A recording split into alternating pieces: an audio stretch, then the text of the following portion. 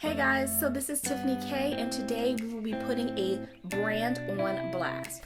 So basically, I'm going to break down what I see and feel about this company and just give you my general overall view of them and their products. So today, the company that we will be putting on blast is blackIUp Cosmetics. Now, if you haven't heard about this brand, this is a high-end brand for the women of color, straight out of France.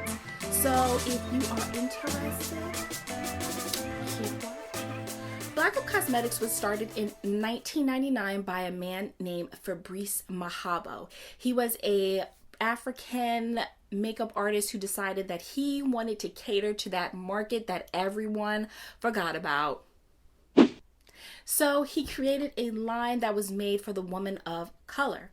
Now, Mr. Fabrice owned this company from 1999 to 2009.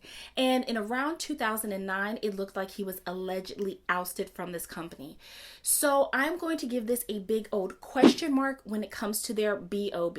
A lot of people are marketing this as a Black-owned business, and during that whole Black-owned business initiative, a lot of people went and shopped, and I'm just not quite sure this is a Black-owned business. If the company would like to elaborate, I would be more than glad to update you. So with that being said and all that as aside, their mission statement pretty much stays the same. They are creating makeup that caters to those forgotten shades of brown. Yes. So if you have a problem finding your foundation at Sephora, this is a brand that you may want to consider, but make sure you watch this video first. So I originally started off with this brand in 2015 when they first came to the US, and I purchased two of their foundations. One was the Mattifying Fluid Foundation and the other one was the Full Coverage Foundation. Now I'm going to tell you, these are very, very pricey.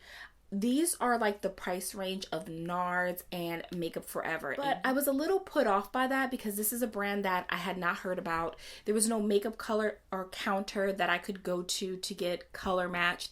So I had to email the company and they told me to try shade 1 and shade 2. So I bought one in shade 1 and one in shade 2, and I'm still not quite sure. It's like it's my winter color and I still have to bronze up a little bit. But you can contact them and kind of tell them what your shade is. And I know customer service did get back to me and tell me to try these two. So that was a plus. I will give their customer service a big old thumbs up for that.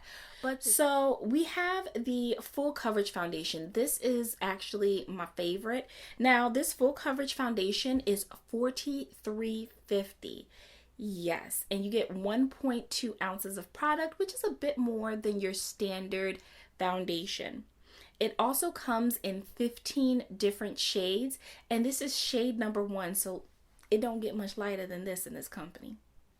Then we also have the Mattifying Foundation, which is more of a medium coverage foundation. The Mattifying Foundation will cost you $41.50, and it comes in about 17 or 18 different shades, and this is in the shade number 2. So they have a lot of shades, and it starts here. So if you're darker than me and you're having problems, check them out. They have a pretty nice shade range, and both of these foundations are pretty fantastic. I would say the Full Coverage one reminds me of the Kat Von D, and this one is like more of a medium coverage. I can't quite put my finger on what this reminds me of. The next two products that I tried from this company that I did purchase with my own money was the contour stick.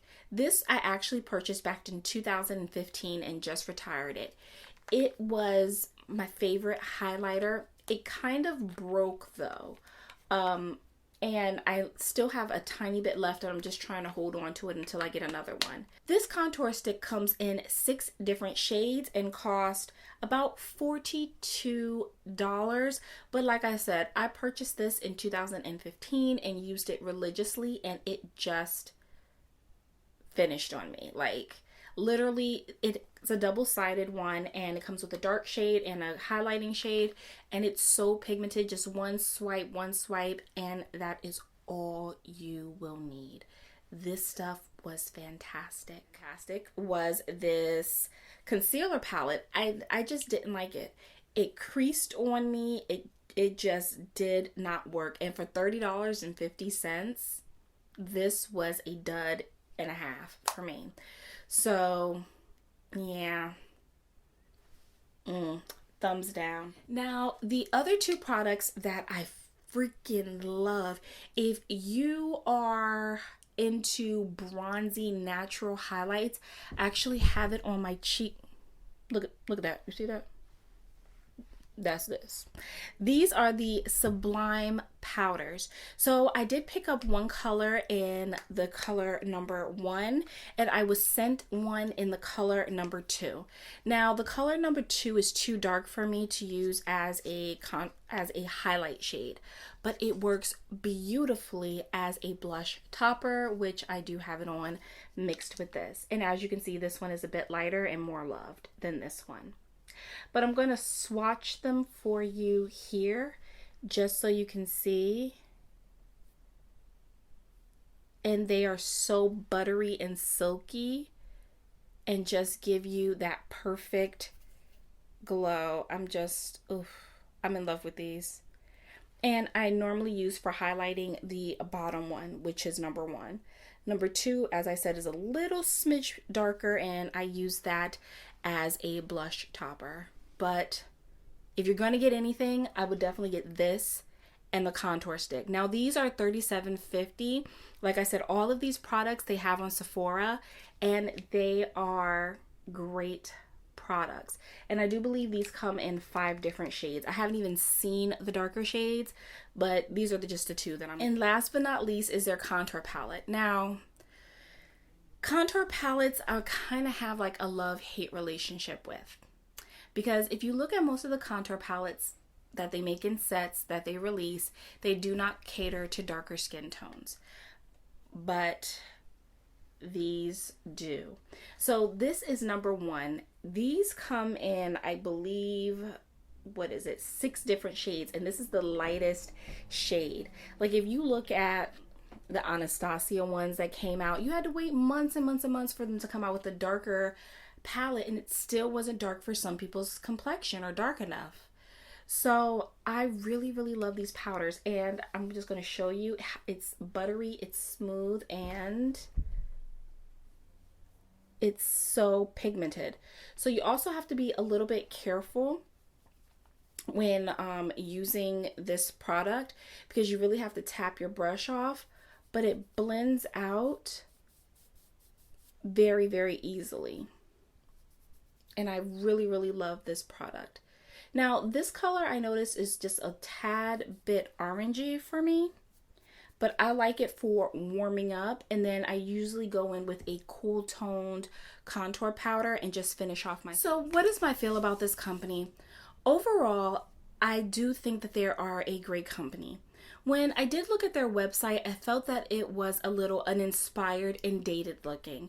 So as a brand trying to be a high-end brand, I really feel that they should look at kind of updating and modernizing their website, because your website and your homepage, that's the face of your company. And if that looks dated and old, people aren't going to take you as seriously as possible. I do think that their products are very high end. They are made of great materials. They are extremely pigmented, buttery, and smooth, but I also feel that the packaging is $1 foundation. To me, this looks like something I could get in Walmart.